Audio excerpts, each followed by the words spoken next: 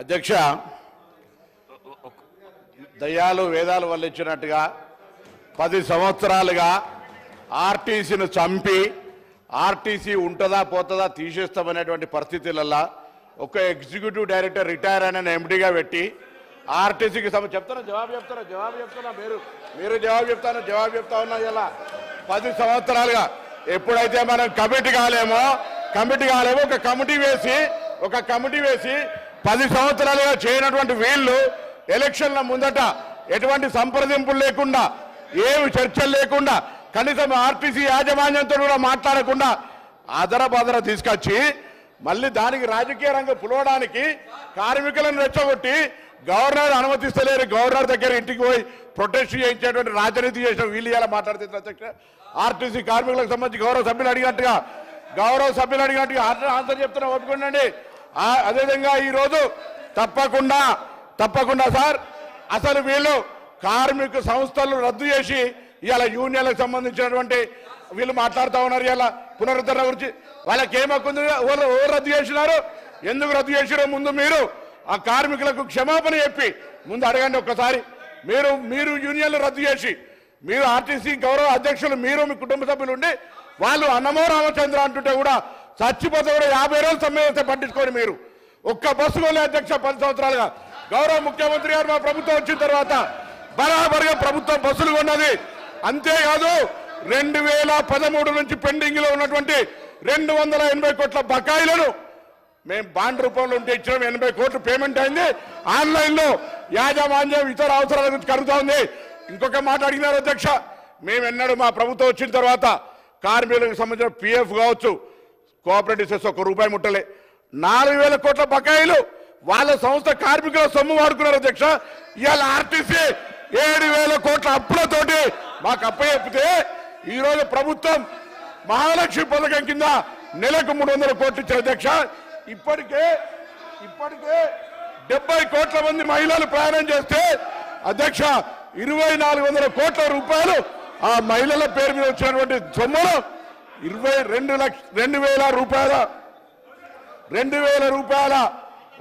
కోట్లను ప్రభుత్వం తరఫున ఆర్టీసీకి ఇచ్చినాం.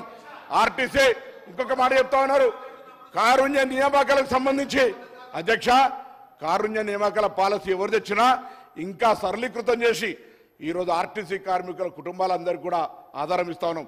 మేమేం ఎన్నడే జీవాలు మార్చలే. తప్పకుండా ఆర్టీసీ కార్మికుల కుటుంబాల నుంచి చనిపోయిన వాళ్ళతో పాటుగా ఆరోగ్యం బాగలేనటువంటి వాళ్ళకు కూడా వాళ్ళ పిల్లలకు ఉద్యోగాలనే పాలసీ తీసుకొచ్చినాం అధ్యక్ష. ఆర్టీసీ తార్నాక హాస్పిటల్ను కూడా ఇవ్వాలనే మొన్ననే ఎంఆర్ఐతో పాటుగా సిటీ స్కాన్ తీసుకొచ్చి క్యాత్ ల్యాబ్ దాకా అభివృద్ధి చేసి ఆర్టీసీ కార్మికులతో పాటుగా అనేకం తీసుకుపోయే ప్రయత్నం చేస్తాను అధ్యక్ష. అదేవిధంగా ఈరోజు 45 లక్షలు ప్రయాణం చేసే సంస్థ 56 లక్షల మందిని ప్రయాణం చేస్తున్నారు అధ్యక్ష ఈరోజు. అంతేకాదు 3000 కొత్త బస్సులకు సంబంధించి వారు అడుగుతా ఉన్నారు ఉద్యోగాలకు సంబంధించి అడుగుతా ఉన్నారు. 3035 మంది ఉద్యోగులకు నియామకం చేసిన అవును అధ్యక్ష. ఆర్టీసీ ఇలా వాళ్ళందరికీ ధన్యవాదాలు చెప్తా ఉన్నా.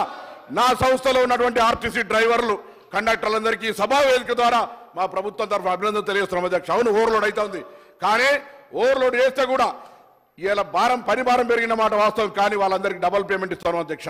8 గంటల తర్వాత పనిచేసే వాళ్లకు వాళ్ళ శ్రమదోపిడి చేయొద్దని మీ దగ్గర బస్సులు ఎక్కడోడు లేడు, మా దగ్గర 100% ఇలా 95% యాక్టివిటీస్ ఉంది అధ్యక్ష. నష్టాల నుంచి తీసుకొని ఇలా లాభాల బాటల ఈ 3 నెలలకు తీసుకుంటే ఆపరేషన్ లాస్ నుంచి ఓవర్కమ్ అయి బయటకు పోతాను. ఆర్టీసీ ఉంటుందో ఉండనేటువంటి పరిస్థితుల్లో నేను చెప్పాను అధ్యక్ష.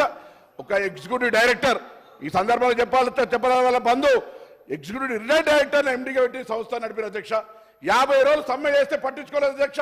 వీళ్ళు ఎలా కమిటీ కాకపోవడంతో ఒక కమిటీ వేసి ఇక దోపిడీ ఎలక్షన్లు అమ్ముకుంటే 50,000 ఆర్టీసీ కుటుంబాలు వ్యతిరేకిస్తున్నాయి, మనం గెలవలేం కావచ్చు అనేటువంటి ఆలోచనతోటి ఆర్టీసీ కార్మికులకు ఒక ఈ భూతత్వం రేటు చూపెట్టిన అధ్యక్ష. అయినా వాళ్ళు ఇవాళ ఈ ప్రభుత్వాన్ని ఆశీర్వదించారు కాబట్టి మీరు పెండింగ్ లో ఉన్నటువంటి 2017 నుంచి 21 పిఆర్సీ ఇచ్చిన 21%, వాటితో పాటుగా 2013 నుంచి ఉన్నటువంటి బకాయిలు ఎవరిచ్చిన అధ్యక్ష బకాయిలు 280 కోట్లు శాంక్షన్ చేసాం. అవును, పంపిణీలో జాప్యం జరుగుతుండొచ్చు. తప్పకుండా ఈ వేదిక ద్వారా ఈ సభ ద్వారా ఇప్పటికే ప్రభుత్వం 80 కోట్లు ఇచ్చింది, మిగతా కూడా ఇస్తామనే మాట మనం చేస్తా ఉన్నా. అదేవిధంగా ఈరోజు వాళ్ళు ఏదైతే ఆదరాబాదర అధ్యక్ష డేటు 15వ తారీఖు 29వ తేదీ నాడు వీళ్ళు క్యాబినెట్ చేసి దాని తర్వాత 10 తారీఖు నాడు నోటిఫికేషన్ వచ్చింది అధ్యక్ష. వీళ్ళు దీని గురించి మాట్లాడతారు, ముసలి కన్నీరు కాలుస్తారు.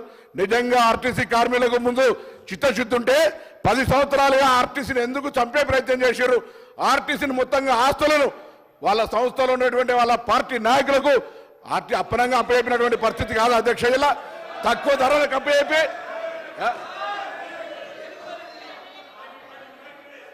మేము మీ శాసనసభ్యులకు ఆనాడు మీ ఇష్టం ఉన్నట్టుగా ఆర్టీసీ ఆస్తులు ఇచ్చుకున్నటువంటి పరిస్థితి కాదు అధ్యక్ష. ఈ రోజు ఇటువంటి పరిస్థితులల్లా గౌరవ సభ్యులు ఆనాడు ఆర్టీసీల సంక్షేమానికి కృషి చేస్తా అని పాపం ఆయన మాట ముఖ్యమంత్రి గారు వినకపోతే ఇటు ఆర్టీసీ కార్మికుల ఒత్తిడి అటు పెట్టి ఆఖరి సంఘాలనే బద్దు చేసినటువంటి వీళ్ళు ఇలా వీళ్ళు మాట్లాడితే ఎట్లా అధ్యక్ష? అందుకే తప్పకుండా మా ప్రభుత్వానికి ఆర్టీసీ సంక్షేమం, ప్రజల రవాణా సౌకర్యం, ఆ విధంగా కార్మికుల సంక్షేమం మా బాధ్యత. మేము ఈ 3 అంశాలను స్ఫూర్తిగా తీసుకొని ఎక్కడ కూడా ఆర్టీసీకి అన్యాయం జరగకుండా కార్మికులకు సంబంధించి తప్పకుండా భవిష్యత్తులో అన్ని రకాల చర్యలు తీసుకుంటాం అనేటువంటి మాట మనం చేస్తూ ఈరోజు ఆర్టీసీకి సంబంధించి మాట్లాడే నైతిక హక్కు కూడా టీఆర్ఎస్ పార్టీ శాసనసభ్యులకు, అందులో హరీష్ రావు గారు ఆర్థిక శాఖ మంత్రిగా 5 ఏళ్ళు ఉన్నాడు. ఆర్టీసీకి ఏ విధంగా సహకారం చేస్తున్నారు కానీ బడ్జెట్లో 1500 కోట్లు పెడతారు, 400 కోట్లు కూడా ఇవ్వనటువంటి లెక్క మొత్తంగా వారికి నేను లిఖితపూర్వకంగా మీ ద్వారా పంపిస్తా అధ్యక్ష. వీళ్ళు మాట్లాడితే ఎట్లా అధ్యక్ష? ఇవాళ మేము 2400 కోట్లు మహాలక్ష్మి కింద ఇచ్చినటువంటి సొమ్ములో దాదాపు 2000 కోట్ల రూపాయలు ఇప్పటికే ఆర్టీసీకి ఇచ్చినాం. 280 కోట్ల బాండ్ రూపంలో 80 కోట్లు ఇచ్చినాం. 21% పిఆర్సీ 35 కోట్ల అదనం భారం పడుతున్నా ఇలా ఆర్టీసీ మేము నిర్ణయం తీసుకున్నాం. భవిష్యత్తులో అన్ని రకాల ఆర్టీసీ సంక్షేమానికి సంబంధించి నిర్ణయాలు తీసుకున్నాం అధ్యక్ష. ఒకసారి వాళ్ళు అడగండి, ఇవన్నీ మాట్లాడిన వాళ్ళు వాళ్ళ ఆర్మూర్ ఎమ్మెల్యే జీవన్ రెడ్డి గారు, వాళ్ళ ఆనాడు ఉన్నటువంటి ఎంపీ లేదా ఇంకొక గతంలో ఉన్నటువంటి ఎంపీ ఇవన్నీ తీసుకున్న ఆస్తులు ఆనాడు మీకేం అనిపించలేదు అధ్యక్ష? ఆర్టీసీ సంక్షేమం ఆనాడు ఎనవలేదా? నేను అన్నిటికంటే ఒక ప్రశ్న అడుగుతా ఉన్నాను వీళ్ళను. అసలు ఆర్టీసీ లాంటి సంస్థకు ఇవాళ ఒక రిటైర్డ్ ఈడీని ఎందుకు ఎండీ పెట్టినారో చెప్పమని అడుగుతూ తప్పకుండా మరొకసారి ప్రభుత్వం పక్షాన మీ ద్వారా సభందరికి కూడా సమస్త ఆర్టీసీ కార్మికులు చెప్తున్నాం, తప్పకుండా ప్రభుత్వం ఈ అంశం పరిశీలనలో ఉంది. వాళ్ళు కమిటీ కాక ఒక కమిటీ చేసి జాప్యం చేసి ఉండొచ్చు. మేము దాని మీద చర్చల ప్రక్రియ ఇతరతర కార్యక్రమాలు తీసుకుంటా ఉన్నాం. తప్పకుండా దానికి సంబంధించి ఆర్టీసీ కార్మికులకు ఎక్కడ కూడా ఇబ్బంది లేకుండా ఉండే విధంగా చర్యలు తీసుకుంటామనే మాట సందర్భంగా మనం చేస్తా ఉన్నాం.